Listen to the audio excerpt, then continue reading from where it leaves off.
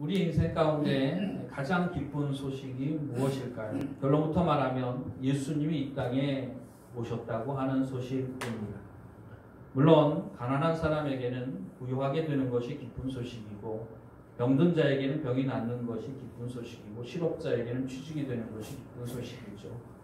코로나로 어려운 세계적인 환경 속에서 이 코로나가 종식되었다는 소식이 들린다면 그 또한 기쁜 소식일 것입니다. 그러나 세상에서 일어나는 일들은 다 반복되는 거야.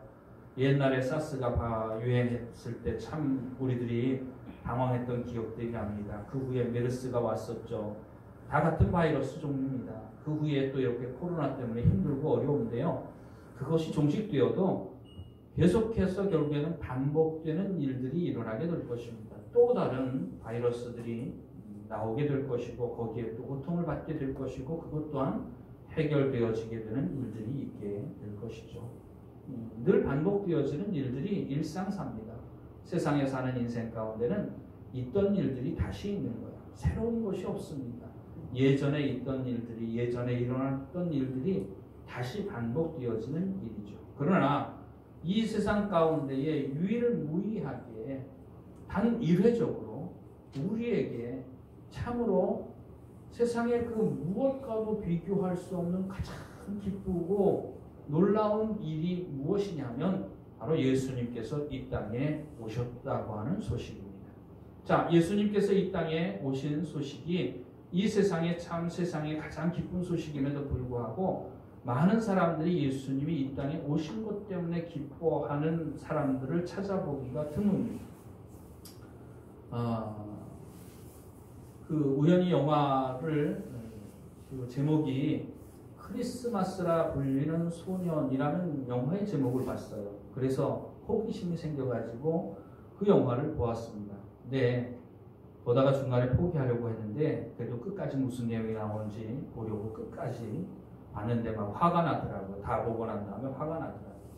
크리스마스라 불리는 소년, 이름이 크리스마스입니다. 그 소년에 관한 이야기를 다룬 건데 황당무계하고 터무니없는 이야기들을 다루면서 크리스마스라고 하는 단어를 사용하는데 거기에 나오는 내용 가운데는 예수님도 없고 하나님도 없고 또 십자가도 없고 부활도 없고 성경의 내용이라고는 전혀 들어있지 않은 이야기가 영화로 제작이 되었더라고요.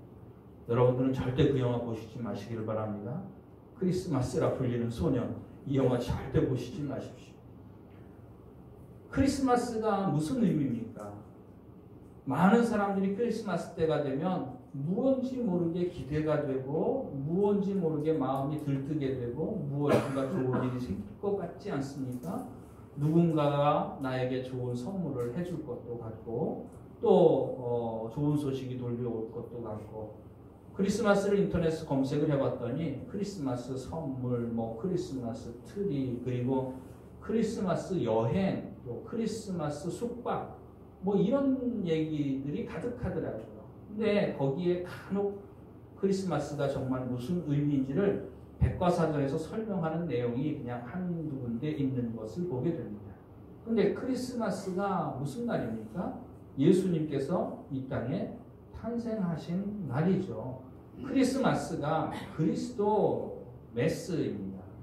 그리스도 메스라고 하는 것은 그리스도를 예배한다고 하는 의미입니다. 메스가 예배한다는 뜻입니다. 그리고 엑스마스라고도 부르잖아요. 그 엑스마스가 뭐냐 하면 크리스토스라고 하는 그리스입니다.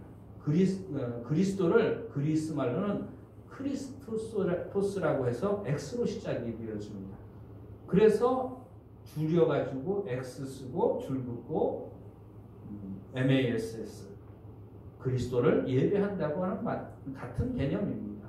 그 동일한 개념으로는 불어로는 우리가 여러분들이 잘 들어봤습니다만은 찬송가에 노엘이라고 나오잖아요. 노엘도 크리스마스를 의미합니다. 주님이 탄생하신 날이라고 하는 의미인 것이죠. 여러 가지 나라별로 언어별로 이렇게 크리스마스를 부르는 단어는 다 다르지만 내용은 예수님께서 이 땅에 탄생하신 날이라고 하는 의미인 것입니다. 오늘 우리가 읽은 말씀에 한밤에 목자들이 양떼를 치는데 자는 가운데 천사들이 목자들에게 양치던 목자들에게 나타나서 큰 기쁨의 좋은 소식을 내가 너희에게 전하노라. 오늘날 다윗의 동네에 구주가 나셨으니 그리스도 주시니라. 이렇게 표현하고 있는 것을 보게 됩니다. 거기에 표현해 보면 구주라는 말이 나옵니다. 이 구주라고 하는 말, 바로 그 말은 영어로 세이버라고 하는 뜻이고 구원자라고 하는 것입니다.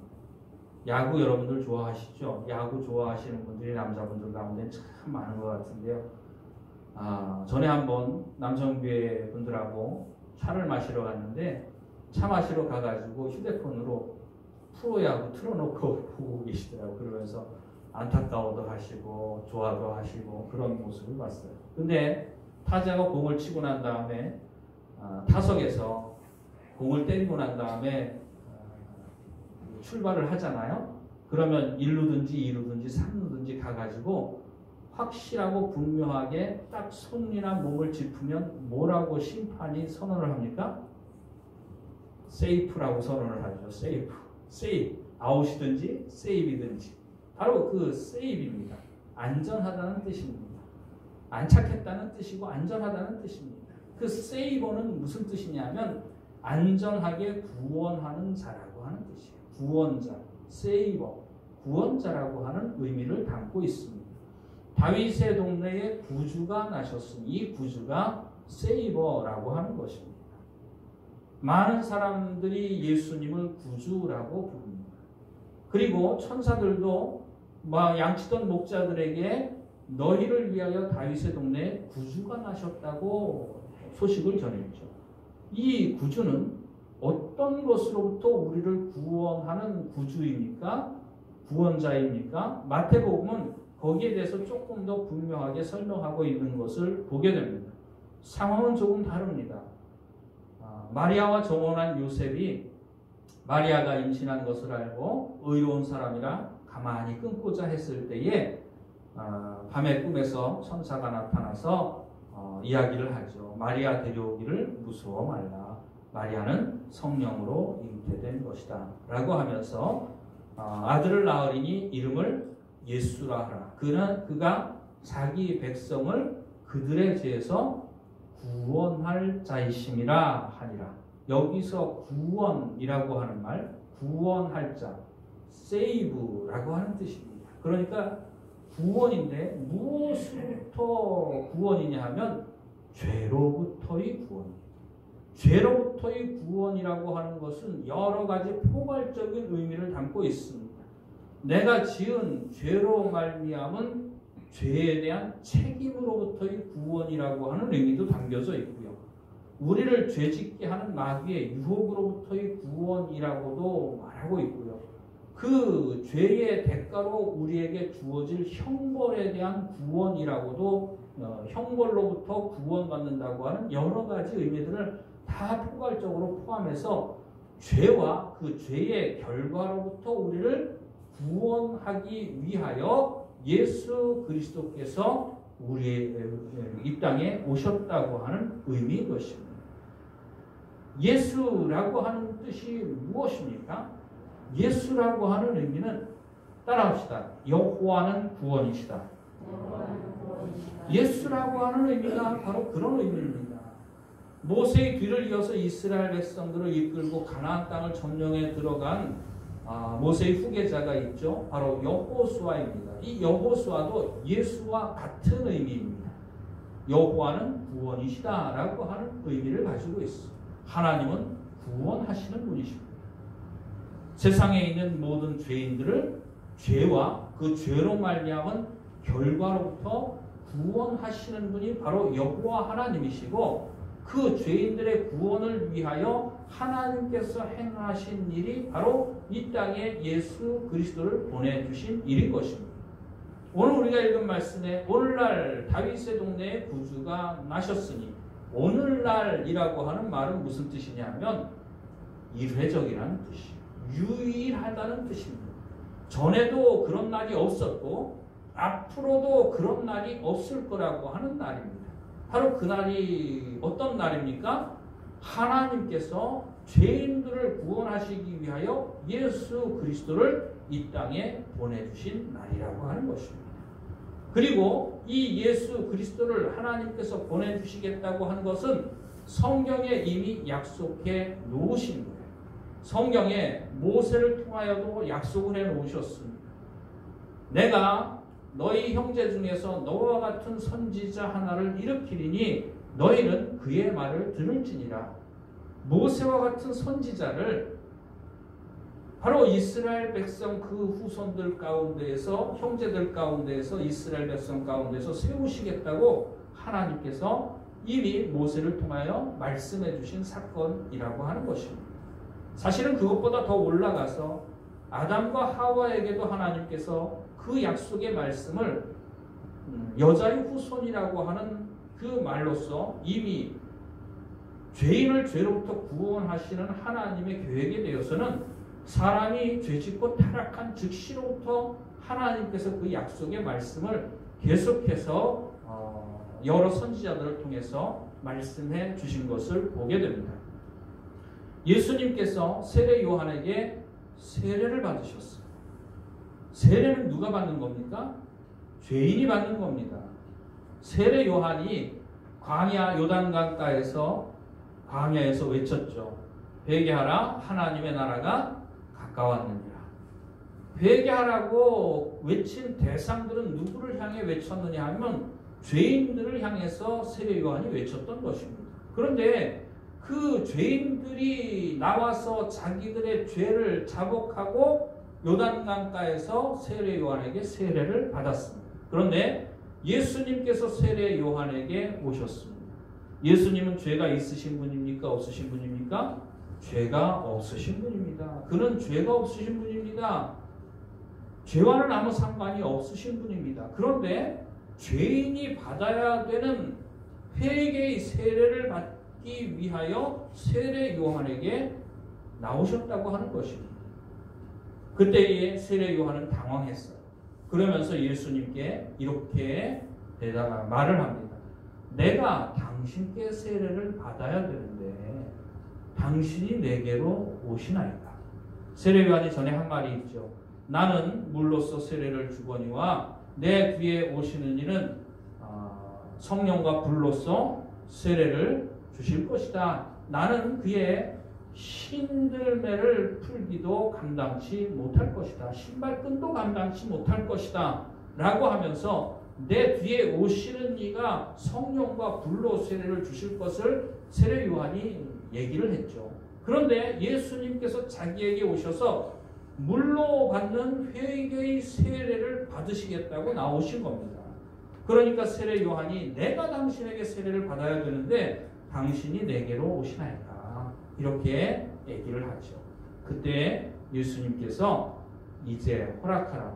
이와 같이 모든 것을 이와 같이 하여 모든 의를 이루는 것이 합당하니라. 이렇게 예수님께서 말씀하실 때에 세례 요한이 예수님이 세례 받으시는 것을 허락했습니다. 예수님의 말씀은 이제 허락하라. 이와 같이 하여 모든 의를 이루는 것이 합당하니라. 의가 뭡니까? 의라고 하는 의미를 제가 여러분들에게 여러 번 말씀드렸죠. 의라고 하는 것은 뭐냐 하면 기준에 일치하는 것을 의미합니다. 그런데 예수님께서 죄 없으신 예수님이 세례 요한에게 나와서 죄인이 받는 세례를 받는 것이 기준에 일치한 거다 이거예요. 하나님의 뜻에 일치한 거다 이런 의미입니다. 하나님께서는 왜 예수님께서 죄인이 받는 세례를 받으시기를 원하셨을까요? 바로 예수님께서 세상 모든 죄인들의 죄를 대신하여 십자가에 담당하셔야 되는 분이기 때문이라고 하는 것입니다. 예수님을 하나님께서 이 땅에 보내신 이유는 뭐냐 하면 세상 모든 죄를 대신 지시고 담당하시는 어린 양으로 이 땅에 보내주신 것이죠. 세례 요한은 예수님을 보고 이렇게 고백을 합니다. 보라, 세상 죄를 지고 가는 하나님의 어린 양이로다. 세상 죄가 누구에게 지워집니까? 예수님에게 지워지는 겁니다. 세상 죄 중에 내 죄도 있고 여러분들의 죄도 있고 이 세상에 태어난 모든 사람들의 죄가 다 누구에게 지워지는 겁니까? 예수님께 지워지는 것이 바로 하나님의 뜻이라고 하는 것입니다. 그리고 그 모든 세상 죄를 지시고 죄 없으신 예수님이 죄인을 대신하여 십자가에서 형벌을 받으시고 죽으시는 것. 바로 세상 모든 죄인들의 죄값을 대신하여 치르시는 것이 하나님의 의미다. 하나님의 뜻입니다. 하나님의 기준입니다. 그래서 예수님께서 세례 요한에게 나가셔서 세례를 받으신 거예요. 그것은 무엇을 의미하느냐 하면 죄 거룩하신 예수님께서 죄 없으신 예수님께서 죄인의 신분을 가지게 되셨다고 하는 뜻입니다. 구약시대 때에 하나님께 드리는 제사에 드리는 제물은 흠 없는 것으로 하나님 앞에 죄인이 끌고 오죠. 하나님 앞에 죄인이 흠 있는 죄인이 흠 없는 짐승을 끌고 와서 제사장 앞에서 성막 앞에서 죄인이 죄 없는 흠 없는 짐승의 머리에 손을 얹고 자기의 죄를 전가시킵니다. 내 모든 죄가 이 짐승에게로 옮겨갔음을 믿습니다. 자기의 죄를 전가시키죠. 그리고 그 짐승의 생명을 취하고 피를 흘림으로 말미암아 그 죄에 대한 형벌을 죄 없는 짐승이 대신하여 받게 하시고 그 죄인이 용서함을 받고 구원함을 받는 것이 바로 제사의 방식이라고 하는 것입니다. 바로 하나님께서는 예수 그리스도에게 세상 모든 죄를 담당시키시고 예수님께서 세상의 모든 죄인들을 대신하여 형벌 받으심으로 말미암아 그 사실을 믿는 자마다 죄로부터 구원하시고자 하는 것이 하나님의 계획이었다고 하는 것입니다. 그로 말미암아 누구든지 예수를 믿으면 구원을 받게 되는 것이죠. 이것은 모세를 구약에 수없이 많이 예언을 했을 뿐만 아니라 여러 선지자들도 하나님께서 이 약속하신 세상 모든 죄인들을 죄로부터 구원하시겠다고 하시는 하나님의 약속의 말씀을 이스라엘 백성들은 굳게 믿고 기다려왔습니다. 기다리지 않는 사람들이 훨씬 더 많지만 그 중에 진정으로 믿음을 가지고 하나님이 그렇게 죄인들을 모든 죄로부터 구원하실 날이 언제인지 하나님이 약속하신 것을 이루실 날이 언제인지 그날이 어떤 방식으로 이 땅에 임할지 언제 이 땅에 임할지는 잘 모르지만 하나님이 반드시 약속하셨으니 그 약속하신 대로 하나님께서 죄인들을 구원하시는 일을 이 땅에 행하실 날을 사모하며 기다리며 그날이 속히 임하도록 해달라고 간구하는 사람들이 수도 없이 많았던 것을 보게 됩니다. 그 중에 한 사람이 바로 나다나엘이라고 하는 사람이죠. 예수님께서 길을 가시다가 빌립이라고 하는 사람을 보았습니다. 그 빌립은 안드레와 베드로와 함께 갈릴리 사람이죠. 이 빌립을 길에서 보시고 예수님께서 나를 따르라 부르셨습니다. 그래서 빌립이 그 자리에서 예수님을 따랐죠. 그리고 그 다음날 빌립이 자기가 잘 아는 나다나엘에게 갔습니다. 그러면서 모세에게 약속하시고 여러 선지자들을 통하여 약속하신 일을 우리가 만났으니 곧 나사렛 출신 예수니라. 이렇게 나다나엘에게 가서 고백을 하게 되는 것을 보게 됩니다.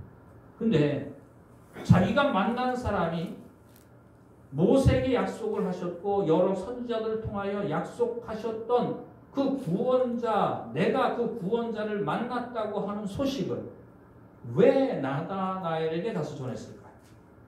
나다나엘은 어떤 사람이었기에 빌립이 그 구원자를 만나고 난 다음에 구원자라는 확신이 들고 난 다음에 그 사실을 나다나엘에게 가서 이야기를 했을까요?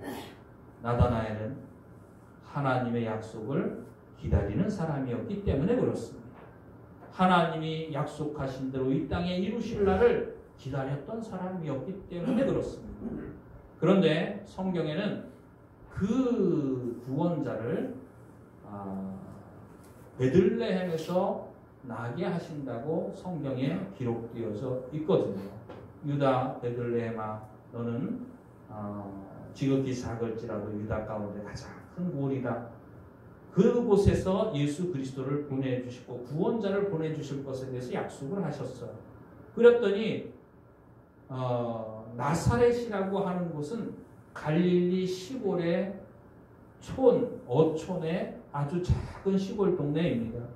그러니까는 나사렛 출신 예수가 바로 하나님이 약속하신 구원자이다라고 빌립이 얘기를 하니까 나다나엘이 성경을 잘 아는 사람이죠. 하나님의 약속도 잘 알고 성경도 잘 알고 잘할 뿐 아니라 그 약속한 말씀이 이루어질 것을 굳게 믿는 믿음도 있고 기다림도 있는 그런 믿음의 사람이었습니다. 그러니까는 금방 튀어나온 얘기가 뭐냐 하면 나사렛에서 무슨 선한 것이 날 수 있겠느냐. 사실 예수님은 나사렛 출신이 아니죠. 어디에서 태어나셨습니까? 유다 베들레헴에서 태어나신 것이죠. 그리고 사실은 예수님께서는 유다 베들레헴에서 나신 것보다 더 중요한 것이 무엇이냐면 예수님은 하늘에서 오신 분이라고 하는 것입니다. 하늘 높은 보좌를 버리고 낮고 천한 이 땅에 죄인들을 구원하시고자 오셔서 죄인의 신분을 취하시고 세례 요한에게 세례를 받으시고 죄인의 신분을 취하시고 세상 모든 죄인들의 죄를 담당하기 위하여 이 땅에 오신 분이죠. 사도 요한은 이것에 대해서 그렇게 기록을 하고 있습니다.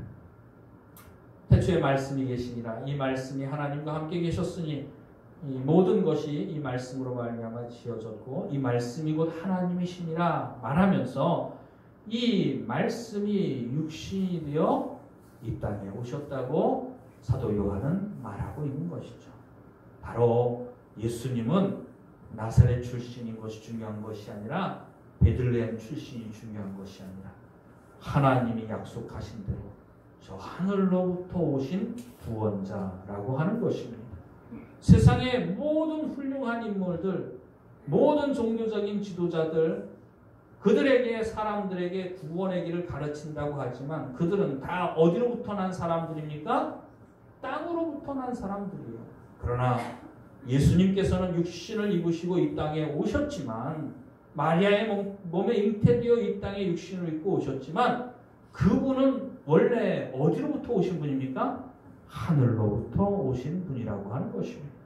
그리고 그분은 하나님의 약속을 따라서 이 땅에 오신 분이라고 하는 것입니다. 그렇게 나다나엘이 나사렛에서 무슨 선한 것이 날 수 있겠느냐 했더니 우리가 많이 듣던 말이죠. 옛날 부흥의 포스터에서 많이 있던 말. 빌립이 나다나엘에게 뭐라고 얘기를 합니까? 와보라, 와보라. 기적의 현장, 불, 성령의 임하심. 옛날에 부흥의 포스터에 많이 있었습니다만은 와보라, 와서 보라. 개정판에는 와서 보라고 나와 있는데 와보라. 나다나엘은 하나님의 구원하심을 약속을 믿고 기다리는 사람이었습니다. 못내 내키지 않는 마음이었지만 빌립이 얘기를 하니까 나다나엘이 예수님께로 나갑니다. 예수님께 나아갔을 때 예수님께서 나다나엘이 자기에게로 오는 것을 보시고 그에게 이르시되 이는 참 이스라엘 사람이로다. 그 속에 간사한 것이 없도다. 속임이나 더러움이나 죄가 없는 사람이라고 하는 뜻입니다. 그게 참 이스라엘 사람이라고 하는 뜻입니다. 여러분 진짜 예수 믿는 사람이 어떤 사람입니까? 그 속에 간사함이 없는 사람이에요. 속임이나 죄악과 더러움이나 추함이 없는 사람이 진짜 이스라엘 사람이라고 하는 것입니다. 이는 참 이스라엘 사람이라 그 속에 간사함이 없도다. 처음 보는데 나다나엘에게 예수님께서 그렇게 말씀하시니까 나다나엘이 깜짝 놀라서 예수님께 질문을 하죠. 저를 아십니까? 그때 예수님께서 하신 말씀이 빌립이 너를 부르러 가기 전에 내가 무화과 나무 아래에 앉아 있는 것을 내가 보았느니라. 하나님은 전지하신 하나님이십니다. 하나님은 내가 무엇하는지 다 아시는 하나님이십니다. 내 눈에 하나님이 안 보여도 하나님은 내가 다 보입니다. 언제든 어디서든 하나님은 전지하신이라고 하는 뜻이 뭐냐면 다 보시고 다 아신다는 뜻이에요. 모든 것을 아신다는 뜻입니다. 나다나엘이 빌립이 나다나엘을 부르러 가기 전에 나다나엘이 무화과 나무 아래에 앉아 있는 것을 보았다라고 예수님께서 말씀을 하시죠. 그때 나다나엘이 고백을 합니다. 우리 함께 한번 찾아보도록 하겠습니다. 요한복음입니다.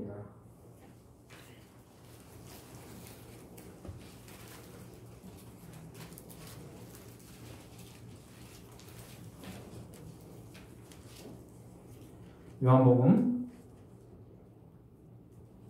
1장 43절 말씀부터 보도록 하겠습니다.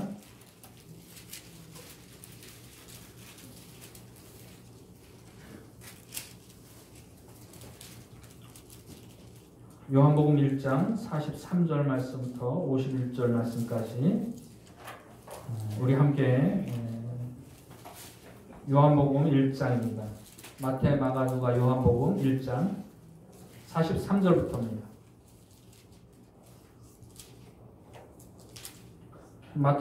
요한복음 1장 43절부터 51절 말씀까지 함께 봉독합니다. 시작. 이튿날 예수께서 갈릴리로 나가려 하시다가 빌립을 만나 이르되 나를 따르라 하시니 빌립은 안드레와 베드로와 한 동네 베세다 사람이라. 빌립이 나다나엘을 찾아 이르되 모세가 율법에 기록하였고 여러 선지자가 기록한 그 일을 우리가 만났으니 요셉의 아들 나사렛 예수니라. 나다나엘이 이르되 나사렛에서 무슨 선한 것이 날 수 있느냐. 빌립이 이르되 와서 보라 하니라. 예수께서 나다나엘이 자기에게 오는 것을 보시고 그를 가리켜 이르시되 보라 이는 참으로 이스라엘 사람이라. 그 속에 간사한 것이 없도다. 나다나엘이 이르되 어떻게 나를 아시나이까. 예수께서 대답하여 이르시되 빌립이 너를 부르기 전에 내가 무화과 나무 아래에 있을 때에 보았노라. 나다나엘이 대답하되 랍비여 당신은 하나님의 아들이시오 당신은 이스라엘의 임금이로소이다. 예수께서 대답하여 이르시되 내가 너를 무화과 나무 아래에서 보았다 함으로 믿느냐. 이보다 더 큰 일을 보리라. 또 이르시되 진실로 진실로 너희에게 이르노니 하늘이 열리고 하나님의 사자들이 인자위에 오르락내리락 하는 것을 보리라 하시니라. 나다나엘에게 빌립이 너를 부르러 가기 전에 내가 무화과 나무 아래에 앉아있는 것을 보았다는 말 한마디를 듣고 나다나엘이 이렇게 고백합니다. 당신은 하나님의 아들이시오 당신은 이스라엘의 임금이로소이다. 이게 뭐냐면 하나님이 약속하신 구원자 메시아라고 하는 뜻입니다. 근데 무화과 나무 아래에 있을 때 보았다고 하는 이 말 한마디에 당신이 하나님이 약속하신 그분이라는 나다나엘의 고백이 나온 것이 참으로 이상합니다. 해석이 되지 않는 부분이에요. 무화과 나무 아래에 있을 때 보았다고 하는 것 한 가지만 가지고는 왜 그 말 한마디를 듣고 나다나엘이 예수님을 하나님이 약속하신 구원자라고 고백을 했는지, 하나님의 아들이라고 고백을 했는지, 이스라엘의 왕이라고 고백했는지 도저히 이해가 안 되는 부분입니다. 성경에서 그 답을 찾아야 합니다. 스가랴서 한번 찾아보도록 하겠습니다. 스가랴서 3장 말씀입니다. 하박국, 스바냐, 학계, 스가랴, 말라기입니다. 말라기, 구약성경 맨 마지막 말라기 바로 전에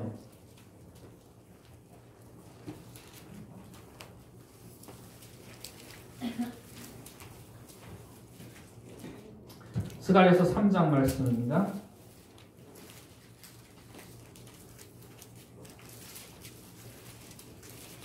스가랴서 3장 9절 10절 말씀입니다.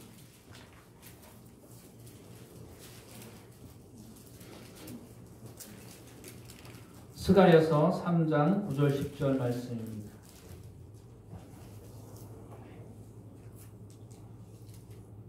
스가랴서 3장 9절 10절 말씀 다 찾으셨으면 함께 봉독합니다. 시작. 만군의 여호와가 말하노라. 내가 너 여호수 앞에 세운 돌을 보라. 한 돌에 7눈이 있느니라. 내가 거기에 새길 것을 새기며 이 땅의 죄악을 하루에 제거하리라. 만군의 여호와가 말하노라. 그날에 너희가 각각 포도나무와 무화과나무 아래로 서로 초대하리라 하셨느니라. 아멘. 나다나엘은 하나님의 약속하신 구원자를 기다리는 사람이었어요. 그가 무화과나무 아래에서 생각하고 있었던 것이 무엇이었을까요? 나다나엘을 부르러 빌립이 왔을 때에 빌립이 나다나엘에게 그렇게 이야기하잖아요. 모세가 우리에게 기록하였고 여러 선지자들이 우리에게 기록한 그 일을 내가 만났으니 곧 요셉의 아들 나사렛 예수니라. 그러니까 빌립의 관심도 나다나엘의 관심도 어디에 있는 겁니까? 모세가 기록한 말씀. 하나님께서 모세를 통하여 기록한 말씀에 빌립도 관심이 있었고 나다나엘도 관심이 있었습니다. 여러 선지자들이 기록한 하나님께서 여러 선지자들을 통하여 약속해 주신 구원자를 보내시겠다는 말씀, 그 말씀에 빌립도 관심이 있었고 나다나엘도 관심이 있었어요. 여러분은 뭐에 관심을 가지고 삽니까? 인생을 뭐에 관심을 가지고 삽니까? 사도 바울은 그렇게 이야기를 하죠. 내가 너희 중에 예수 그리스도와 그의 십자가에 못 박히신 것 외에는 아무것도 알지 아니하기로 작정하였노라. 우리는 반대의 삶을 살고 있는 것 같아요. 예수 그리스도와 십자가 말고 다른 모든 것을 다 알기로 작정한 사람처럼 삽니다. 어떻게 하면 정치를 더 잘 알게 될까? 어떻게 하면 경제를 더 잘 알고 돈을 더 많이 벌게 될까? 어떻게 하면 세상 지식에 더 많은 사람이 되게 될까? 예수 그리스도 빼놓고 모든 것을 다 알기로 작정한 사람같이 살아요. 근데 사도 바울은 예수 그리스도를 만나고 난 다음에 모든 것을 배설물과 같이 여겼어. 분토와도 같이 여겼어.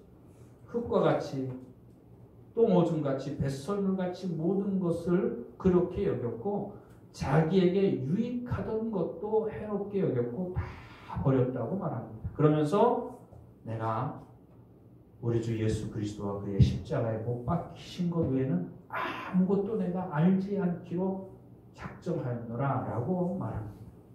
여러분 빌립이라고 하는 사람이 나다나엘이라고 하는 사람이 그저 성경에 나오는 인물이고 우리는 그냥 읽고 지나가는 그런 인물들이지만 나다나엘은 성경에 딱 2번 나옵니다.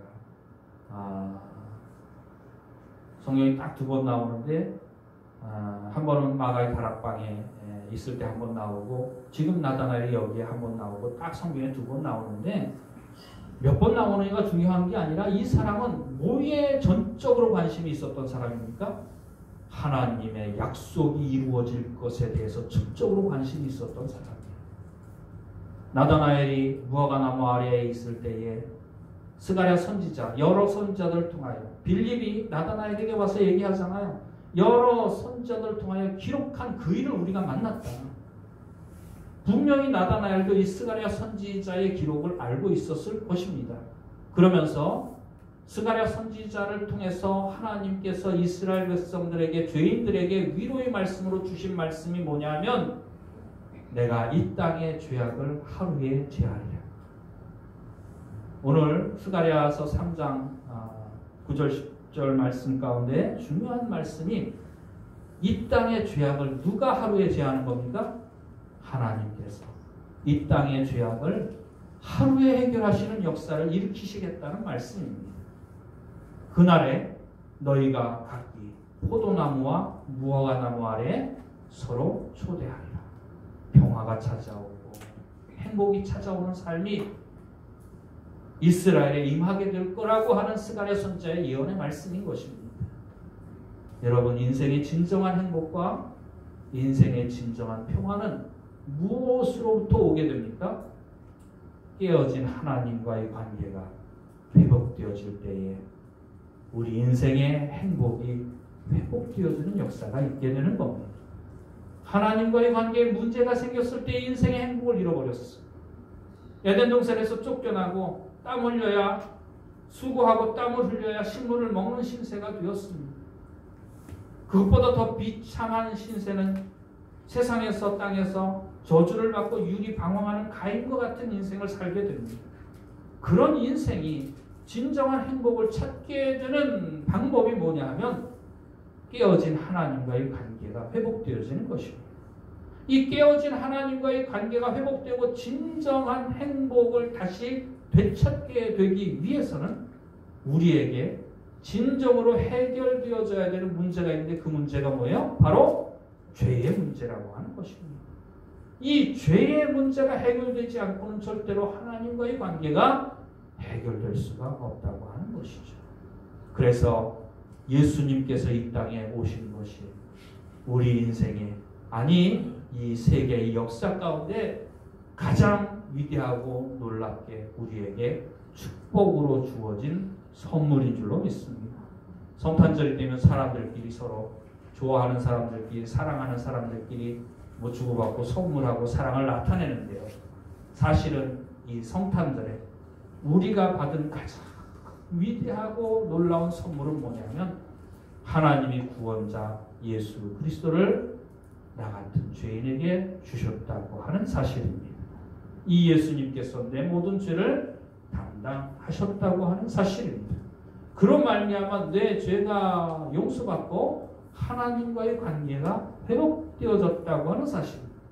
그런 말미암아 내가 지은 죄로 말미암아 받아야 될 형벌에서 구원을 받고 하나님의 자녀로서 이 땅에서 하나님과의 회복된 관계 속에 이 땅을 떠나면 천국 가고 주님과 함께 영원히 살 수 있으리라는 행복이 우리에게 회복이 되어졌다고 하는 것입니다. 준비한 말씀은 많지만 여러분들이 잘 들으시는 것 같아서 오늘 이만 마치기로 하겠습니다.